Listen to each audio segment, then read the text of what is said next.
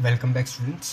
तो इसके पहले हमने ख़त्म किया था यहाँ पे monocots and dicot roots seed का डेवलपमेंट। ठीक है ना, फ्रूट से डेवलप होता है मतलब फर्टिलाइजेशन के बाद डेवलप होता है सीड एंड फ्रूट। ठीक है, तो आज हम इसका डिटेल चैप्टरिंग हमने आपका 11th में ख़त्म कर दिया है। मतलब बहुत ज़्यादा इस बार भी हम डिटेल में नहीं जाएंगे what are fruits and all that, so we don't have to repeat those again. You have those notes and if you still have the doubt you can ask me. वरना आप जो हमने मॉर्फोलॉजी ऑफ द प्लांट देखा था 11th में उसी का है। तो आज हम थोड़ा बहुत सिर्फ ऊपर ऊपर से सीड एंड फ्रूट के बारे में देखेंगे। तो हमारा चैप्टर यहाँ पर हो जाएगा ख़त्म। सिर्फ रहेगा आर्टिफिशियल हाइब्रिडाइजेशन जो आपका लास्ट लेक्चर रहेगा इसके बाद वाला। ठीक है, so will talk about first, that is seed. ठीक है, सीड के अंदर क्या क्या होता है? तो seed coat, embryo, seed coat, embryo, फिर रिजर्व फूड मटेरियल जैसे कि कोटिलिडन्स, राइट। जो मोनोकॉट भी हो सकता है, डाइकॉट भी हो सकता है, डिपेंड करता है। तो हम उसको देख ही लेते हैं, क्लासीफाई कर लेते हैं। Seed can be classified into two on the basis of the cotyledons, that is dicot and monocot. ठीक है, डाइकॉट जिसके अंदर दो कोटिलिडन्स हैं, मोनोकॉट जिसमें सिंगल कोटिलिडन है। ठीक है, पर डाइकॉट खुद अगेन दो में डिवाइड होता है, दैट इज अल्ब्यूमिनस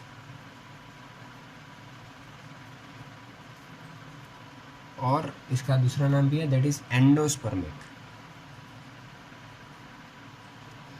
मतलब डाइकॉट सीड जिसमें एंडोस्पर्म हो, मतलब सीड के साथ साथ हमें एंडोस्पर्म भी देखने को मिलता है, that is known as albuminous, which is मतलब उसका जो सीड होगा it would be dicot, right.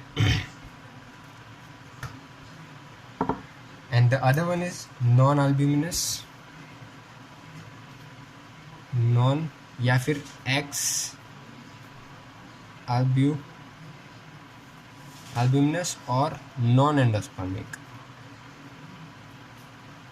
मतलब डेवलपमेंट के टाइम पूरा एंडोस्पर्म यूज़ हो चुका है, जबकि इसमें endosperm even after the seed formation रहेगा, ताकि जब तक प्लांट सीड में से प्लांट ग्रो ना हो जाए तब तक ये न्यूट्रिशन प्रोवाइड करता रहेगा। ठीक है, चलो। और इसमें क्या हो जाएगा, नॉन एंडोस्पर्मिक या फिर नॉन या फिर एक्स अल्ब्यूमिनस भी इसको कहते हैं। इसमें क्या हो जाएगा, एंडोस्पर्म यूज अप हो जाएगा, मतलब फॉर्मेशन होगा। ठीक है, अगर दोनों के एग्जाम्पल्स देखें तो इसका एग्जाम्पल हो जाएगा कैस्टर सीड, और इसके एग्जांपल्स में हम देखते हैं पीस, ग्रैम्स, पल्सेस, बीन्स, सारे। ठीक है,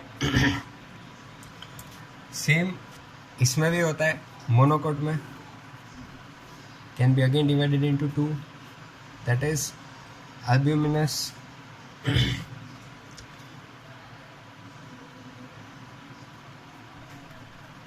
नॉन अल्ब्यूमिनस या फिर एक्स अल्ब्यूमिनस और नॉन एंडोस्पर्मिक मोनोकॉट सीड। ठीक है, और दूसरा हो जाएगा अल्ब्यूमिनस और एंडोस्पर्मिक। मतलब इसमें रिजर्व्ड फूड मटेरियल कोटिलिडन्स नहीं होता है। क्या होता है in this case, it is endosperm, it is which is reserved food material. ठीक है, और इसके अंदर क्या होगा कि एंडोस्पर्म नहीं होगा, endosperm would be used up. Example अगर हम बात करें तो इसका एग्जांपल बहुत इंपॉर्टेंट है, दैट इज ऑर्किड्स।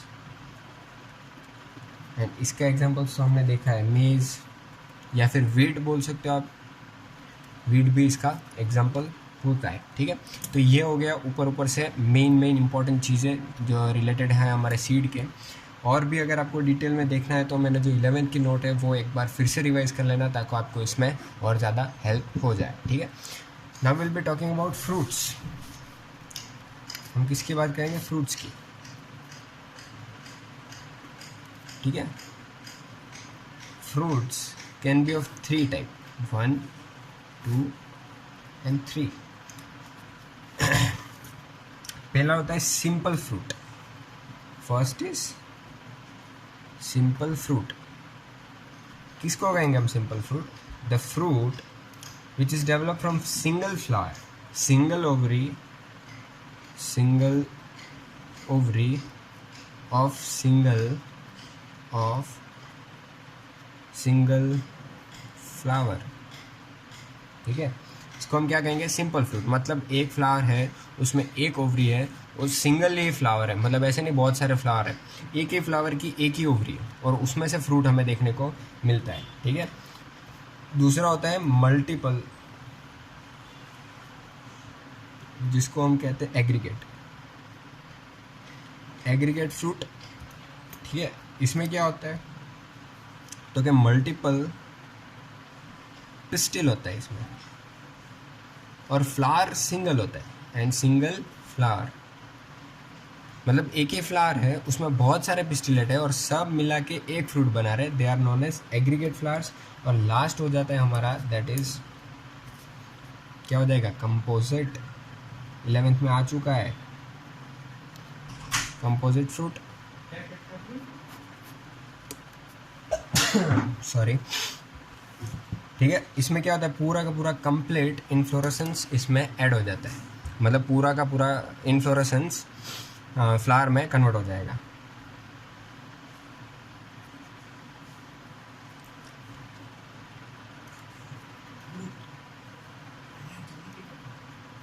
ठीक है। अब हमारा एक टॉपिक रह जाता है related to this which is very important, जिसको हम कहते हैं पार्थेनोकार्पी, राइट।